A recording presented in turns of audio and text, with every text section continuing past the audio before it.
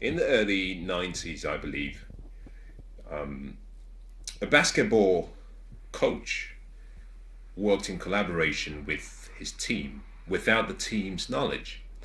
And three teams were selected from all of the players. The first third were asked to practice free throws every single day for 20 minutes. And to do that for a period of about 30 days, for a whole month. Every day they were to meet up and practice free throws for 20 minutes every single day. That was the assignment, that was the instruction to that team. The second group were asked not to practice, that every day they were not to practice any free throws. They were to do nothing. They were not even to think about basketball. They were to just go about their normal business and live life normally. The third group of players were asked to every day get together and for 20 minutes shut their eyes and visualize themselves and picture in their minds each and every one of them, but particularly themselves, throwing free throws. They were meant to do that by using their five senses, by creating an environment in their mind's eye whereby they could see themselves throwing, they could hear the sounds of the balls bouncing and perhaps the environment. They were to be able to taste the air around, even if there was a need for water, drink water, but they were to make it as real and as vivid in their imagination, as though they were doing it in real time. More than anything, they were to feel themselves touching the ball, bouncing the ball. They were to smell the odor around the environment, but they were to make it real. For 20 minutes for a 30-day period, they were to do this. At the end of the 30-day period, the results were outstanding. The first group of people were tested, and what they found is that they had improved in their performance by a certain fraction. The second group, who did nothing, obviously had no improvement, so we could discount them. But remarkably, the third group, which were those who didn't bounce the ball, who didn't touch the ball, who simply shut their eyes and visualized, had achieved almost the same level of success or results as the first group. The conclusion of the whole research was simply that the power of auto-suggestion, which is really the power of using faith and the power of using your imagination, was equally as powerful as you undertaking a particular task. What they found was that the mind was so powerful and that it could not distinguish between something that was real and something that had been imagined. Now, how does this affect you particularly, and what does this have anything to do with where you find yourself in your life right now? If that question is going through your mind, then I'm glad. And the reason I'm glad is simply because your success has to start in your mind. If there is something you want to achieve, you first have to achieve it in your mind. In 1954, Roger Bannister did something that no one had done before. He had broken the 4-minute mile. He had done it in 3 minutes and 94 seconds. Before then, it was universally agreed that it was impossible. That it was impossible that for anyone, for the human body, to even break a 4-minute mile. But he did it in like I said, 3 minutes, and I think he did it shy of 4 minutes by 4 seconds. 3 minutes, 54 seconds, I should have said, not 94. 94 seconds in a minute. I should know that. But he had achieved his dream. But the way he achieved his dream was not what most people think about. Yes, he had to challenge his body. Yes, he had to train. But the most important training he had to do was get mentally fit. Mental fitness is so important. And I believe that all of the challenges you will face in life, about 80% of those challenges will be psychology. It will be your mind. It will be about your emotion and your mental states. And it will be less about your strategy and your activity and what you do. If you can conceive of an idea in your mind and you can hold on to that idea with complete conviction, with faith, with expectation and belief, if you combine that burning desire with faith, with focus, with expectation, and you were to throw in the final mix, which is activity or hard work, you can achieve any dream you want. Now, auto-suggestion is so important because every day we will go through what I call a roller coaster of emotions. One author once said that in life you're either in a problem, you're heading towards one, or you just left one. And that is what happens every day. Every day we go through a series of problems and crises. Emotional, spiritual, physical, mental, but we go through states, various states. And your ability to stay focused and to keep your mind in tune with what you want to achieve really comes from how well you've trained and conditioned your mind. All success begins in the mind. Make no mistake. You have to achieve it here first. You have to see it in your mind before you can make it a reality. You've probably heard the saying, what you see is what you get. And a lot of people do not see that beyond the normal level. Most people think of it as, well, what you see with your eyes is what you get. No, that goes beyond the ordinary level. That statement is a statement of faith. That statement is a statement of the mind. And that means that what you see in your mind is what you get in reality. Your sight is a function of you using your eyes. But your eyes will limit you to what you can physically see because you're using one of your five senses. Your mind, on the other hand, has no boundaries. And therefore, whatever you can conceive and see in your mind, if you believe it, if you walk towards it, then you can bring that thought or idea, when combined with burning desire and passion, when combined with focus, you can bring that into reality such that your physical eyes can now see what your mind saw, who knows, so many years ago. So auto-suggestion is so important, and it's a skill you have to learn. And that skill begins in various forms. And I'll give you 2 or 3 ways in which you can start to develop the power of using auto-suggestion. The first is through affirmations. Now, make no mistake. Make no mistake. Most people say, well, affirmations don't work. What can I say to you? If you can be that naive, what can I say to you? I'll say this. It works if you work it. Like life. Life works for you if you work life. It's that simple. But affirmations are very important because what you hear regularly and repeatedly, you start to believe. Think about this. Everything you hold on to as your belief, your core beliefs, were put into your subconscious mind. They were almost installed in you through external circumstances. It wasn't that you sat down and you decided one day that you would choose a belief. Maybe who knows, at a very young age, your Christian beliefs, your Muslim beliefs, your Hindu beliefs, your maybe atheist beliefs, whatever your belief, whatever your religious beliefs may have been, it was a slow process. It wasn't something that you just decided, this is what it's going to be. You had heard a number of things so many times, so often, to the point where you said, there has to be some truth in this. And as soon as you take a thought, because a belief is simply repeated thoughts, conditioned repeated thoughts, habitual thoughts, over and over again that you consider to be true. And once you give it that stamp of truth, it becomes a belief.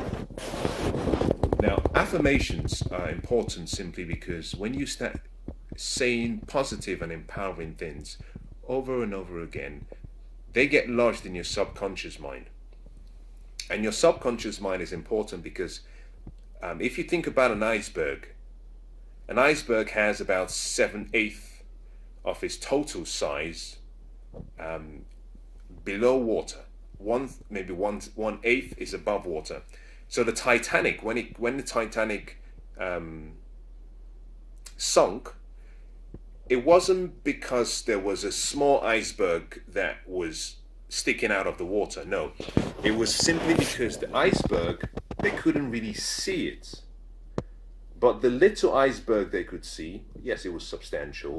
Below water level was a huge iceberg, and that pierced the sides of the great ship. In the same way, your subconscious mind is about 7/8 of your whole being, of your mind. Your conscious mind, which has to do with your five senses, the sense of sight, sound, taste, touch, and the sense of smell, I think I've given you 5, doesn't matter. All of those are controlled by your conscious mind. Your conscious mind chooses, it receives information, then it uses the 5 senses to analyze each and decide which is right and which is wrong. Your subconscious mind, on the other hand, receives the same quantity of information, but it cannot tell the difference.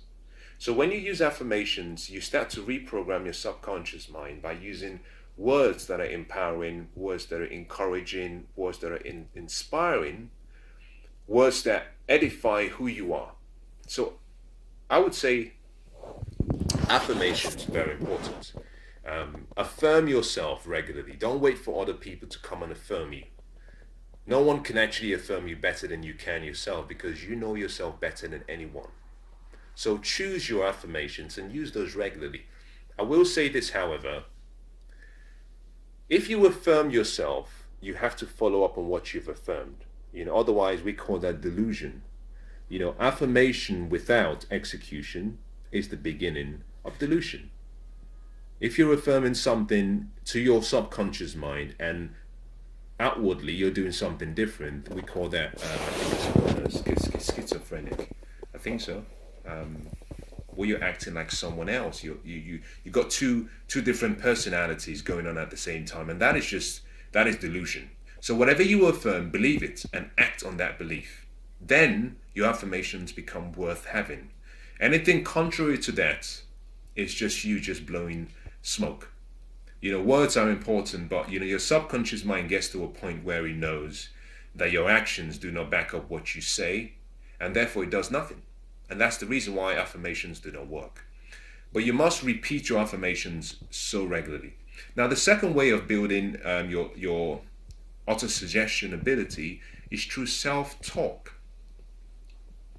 That in itself is very similar to affirmations, but it goes beyond that, because self-talk is saying to yourself what you would really wish someone else perhaps would say to you. If you've ever been single, I can't imagine you not. Obviously, at some point you were single. You came into the world single. When you exit the world, you will exit single. So at some point you have been single. You could be single right now. But if you are single, or you have been single before, then you come to the realization that there are some times when maybe your mental state is not really inspiring, where your emotional state is weak, and you need the comforting words of someone to encourage you. But they don't appear, or they're not around. Or even when they're around, they cannot feel what you're feeling. And in some cases, you don't even want to tell them how you're feeling so that they can react to make you feel better. You have this feeling that, well, if you cared about me so much, you should know that I'm feeling down, which in itself is, probably so much expectation on your part towards someone else, because no one else can feel what you feel. But if you've ever been in that scenario, then you understand the importance of self-talk. And that's where it really comes in. You trying to say and use the right words towards yourself. And self-talk, apart maybe unlike affirmations, self-talk can include elements of the truth. Affirmations, let me rephrase. Self-talk can include elements of the truth.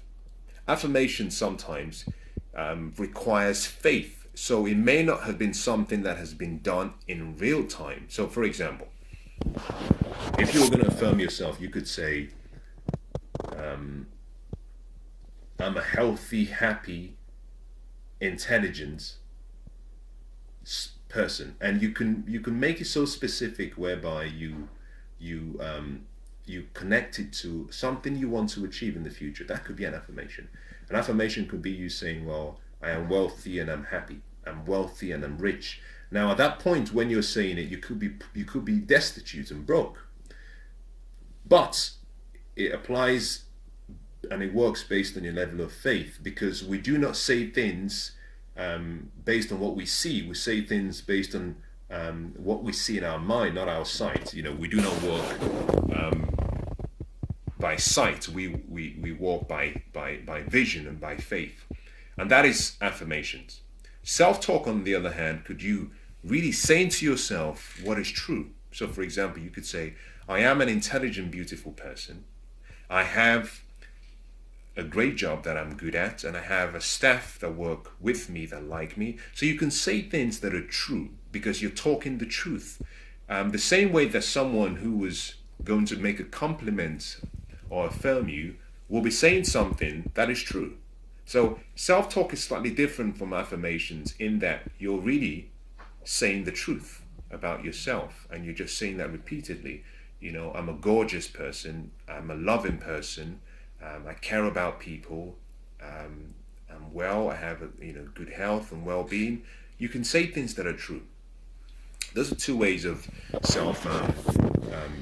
using yourself to through your words to auto-suggest things.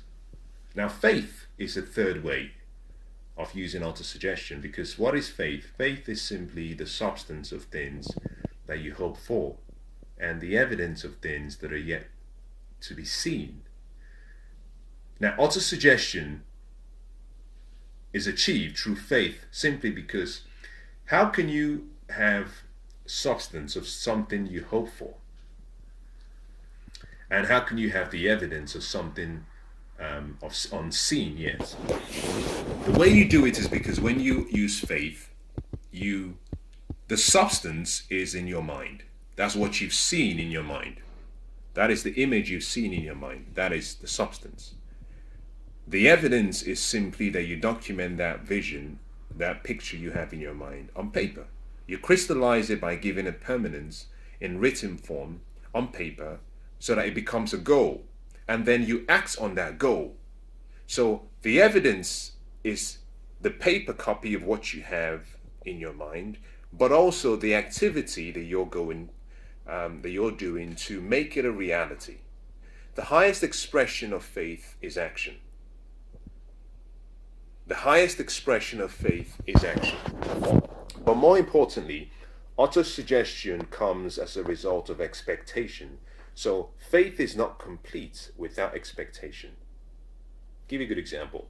Let's say, for example, you have a desire to buy yourself a brand new television. You go to the store, and this is the only store in the entire city you live in. And they say, well, this new set of TVs that are coming out, we have a long waiting list. We've taken your details down and we'll put you on the waiting list. It might take 6 months. It might take 8 months. But you say to the manager, I believe that I will be receiving a new television set within 3 weeks. And he says, well, I'll take your name down and we'll keep you updated whenever we receive new orders. Expectation is you going back to your house. You ringing up the television company and saying, well, I want you to reconnect my cable network. I have a new television set coming in 3 weeks. It should be here. And you perhaps go as far as taking out a contract. Expectation is taking it a step further and saying, well, you ring your electrician and say, well, I want you to come and I want you to, provide for me a new socket because I'm about to rearrange my living room so that the television can actually be positioned in this place. That is expectation. Expectation is you rearranging the living room before the television arrives. All of those steps is you're acting as though the things that you've seen in your mind or you visualized in your mind have already arrived. That is expectation. And so those three ways are three simple ways to practice autosuggestion. Take action. If there's something you believe in and you want to see in your life, act on it as though it were real already. Now, I explain this simply because every day we go through moments. We go through moments where we're waiting for things to happen before we can take action. And opportunities come in various forms, in various ways, and sometimes opportunities will come to you as a thought, as an idea, and you have to act on that opportunity. You cannot always wait to see it physically by sight before you can act on it. You might have to auto-suggest your way into action. And if you can develop the power of using your mind, as well as you use your body and you use your other parts of your physical system, I believe that you can achieve any dream or goal. Visualization is important. Develop the ability, develop the skill, but more importantly, develop the power of autosuggestion and slowly make suggestions to your mind, make suggestions to your subconscious mind so that your mind can start acting as though it had already been achieved. Your mind can start seeing and feeling what you want and expect in the future right here in the present. Now, let me leave this strategy with you. If you're saying, well, I get you, but how do I make this practical? If you have a goal, whatever your goal might be, I always say to people as part of the goal setting process is make sure that you every day, you look at your goals every day. Every day. I usually say at least twice a day. First thing in the morning when you wake up, rewrite your goals. Write your goals down in the present tense as though it had been achieved already. For example, rather than say, I will earn £2,000 in 3 months when I get a salary increase. No, you say in the present tense, I earn £2,000 by, and you put the date. So you use the word I am, use the word I am, I will. That has the power. So you rewrite this in the morning and then you rewrite it again in the evening. And throughout the day, whenever you feel discouraged and whenever you feel uninspired, rewrite it again. Because what you're doing is you're feeding the mind with suggestions. You're feeding the mind with what you want to become a reality, although it's not yet in the present. So you're telling yourself what I call a true lie. And that is okay.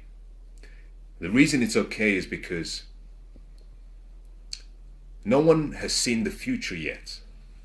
No one has seen the future. So whatever you're thinking about the future is a lie technically because it hasn't happened. So every day, we're lying to ourselves. Why don't you make it a positive lie? If you're planning for the future, it's a lie because the future hasn't arrived.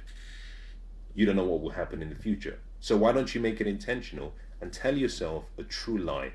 A lie that you want to see happen in your future. And I hope that helps you. And I hope you can use this strategy and perhaps start to shift and change your life and move you in the direction of where you should be going to and who you should become.